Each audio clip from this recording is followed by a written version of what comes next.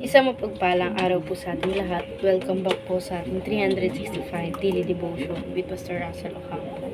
So, ang topic po natin for today, the worship that God accepts.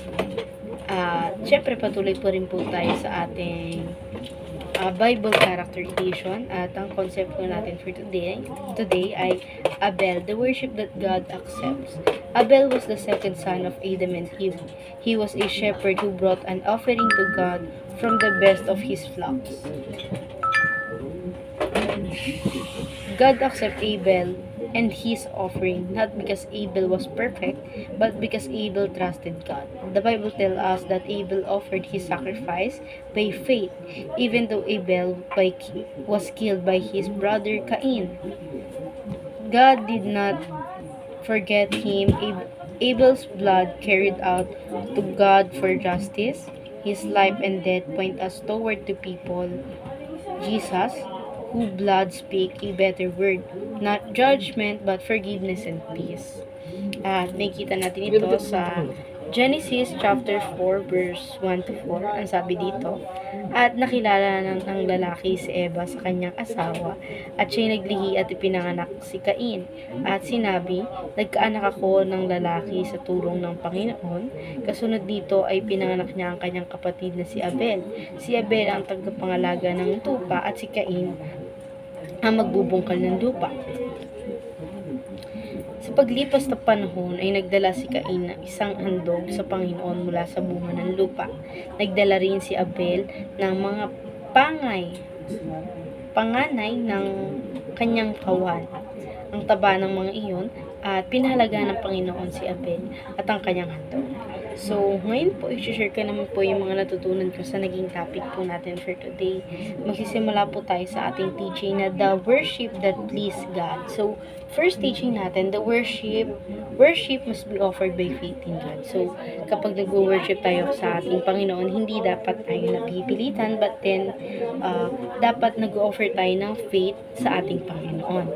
Sa ating second teaching naman, worship must come from the heart. So, yung pag-worship mo sa ating Panginoon, dapat galing siya sa puso mo.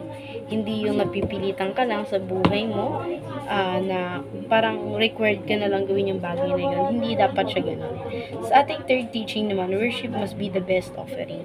So, kung ma-offer mo sa Panginoon, ang pinaka-the best doon is yung pagsaserban mo siya, yung i-worship mo siya, na siya lang ang sasambahin mong Diyos.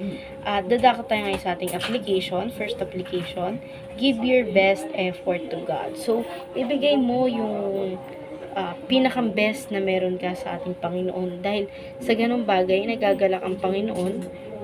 Syempre, i-bless ka ng Panginoon.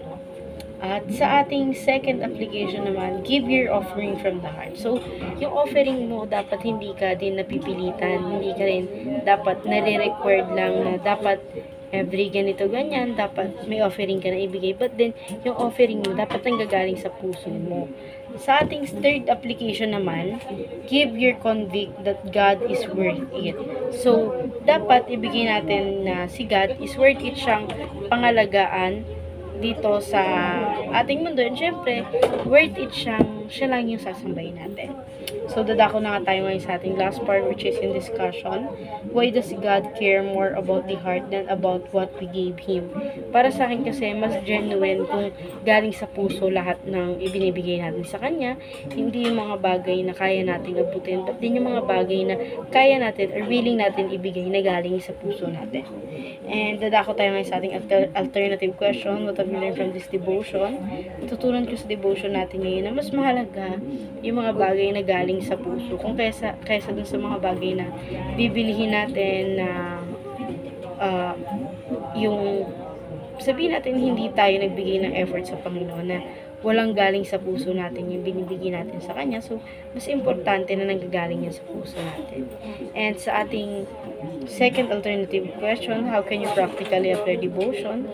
So, may apply ko sa sarili ko yung devotion natin ngayon sa pamamagitan ng maging mas bukal pa sa loob ko yung pagsamba sa ating Panginoon. Yung faith na meron ako is dapat na-share ko yun sa ating Panginoon. So, ayun lamang po for our today's discussion. Thank you for watching.